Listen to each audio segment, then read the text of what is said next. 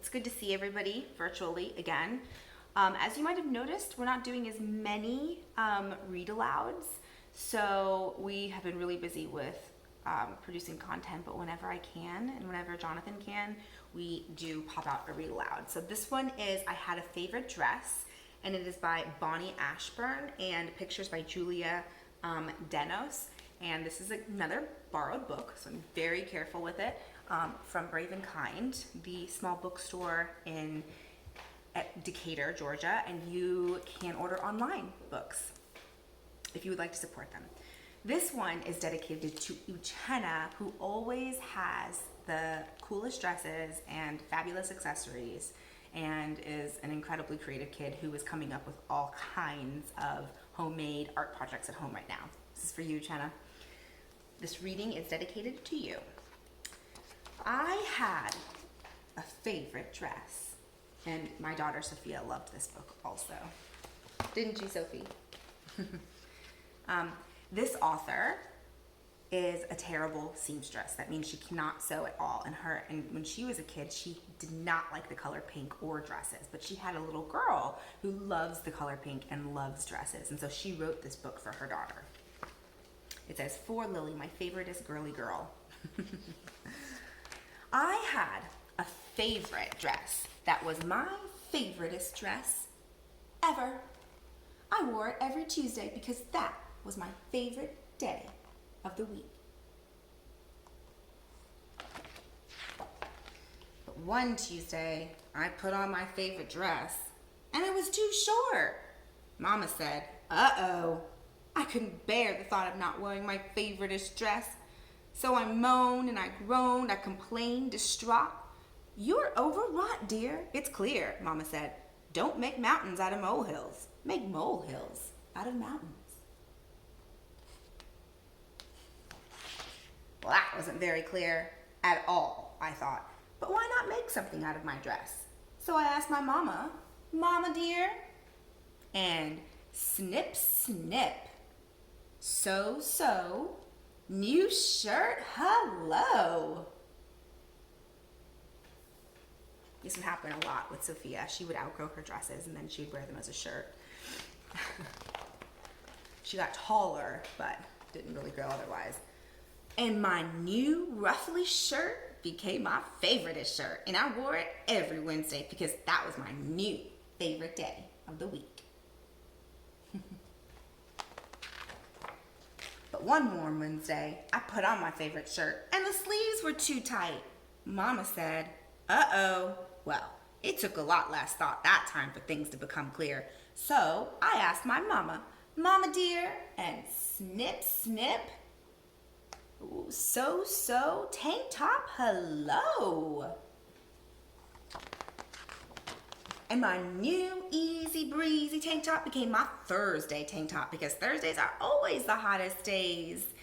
And I wore it every Thursday until school. No tank tops, it's the rule. So I asked my mama, "Mama dear," what's gonna happen?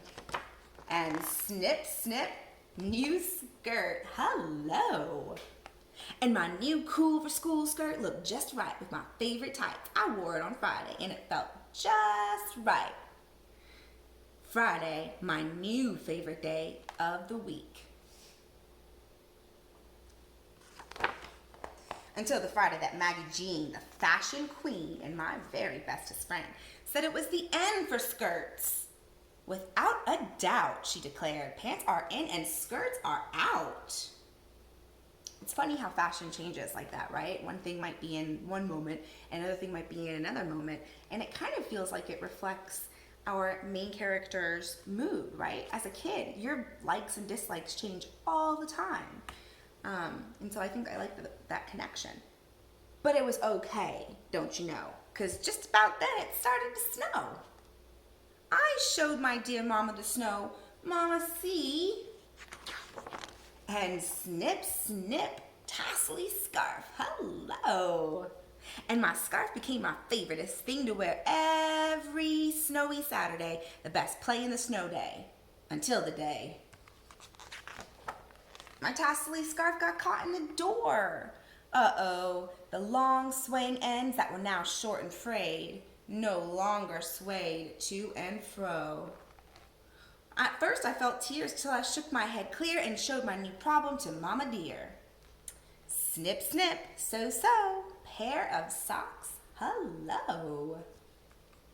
Love the way they're upcycling their clothes. I slipped those socks on my feet every Sunday, which was my new favoriteest day of the week. Because on Sundays, we go to Grandma's house with the white on white wall-to-wall carpet, and Grandma's eyebrows silently invite us to remove our shoes. Until Sunday, in the morning, when I found one sock forlorn. Uh-oh, Mama said, it's very clear there's not much left of your dear departed dress. She's had it for probably a long time, right? Snip, snip, so, pretty hair bow, hello. It held my hair back on the windiest days, on the swingiest days, and through my twirliest twirls in ballet class. My hair bow, my pretty hair bow, was my favoriteest accessory, worn for all the world to see. And on Mondays, which are the best days, 'cause the week is new and shiny, until my puppy, my chewy puppy with the tiniest, sharpest teeth the world has ever seen, chewed up my pretty hair bow into the tiniest scraps of fabric I'd ever seen.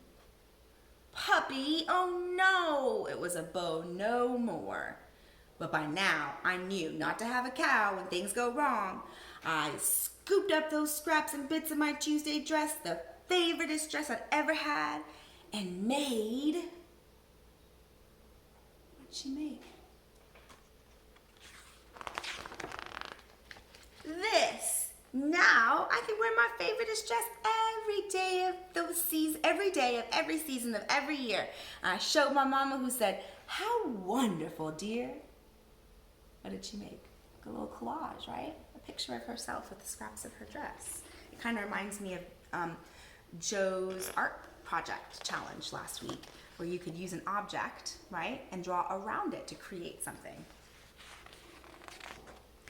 And she smiled and said something about mountains and molehills again, which still wasn't clear.